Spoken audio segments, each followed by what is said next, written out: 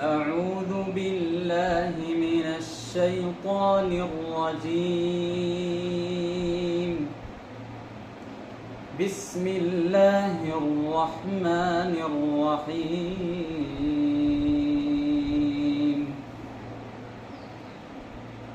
يا أيها الذين آمنوا كونوا قوامين لله شهداء بالقسط ولا يجرمنكم شنآن قوم على ألا تعدلوا اعدلوا هو أقرب للتقوى واتقوا الله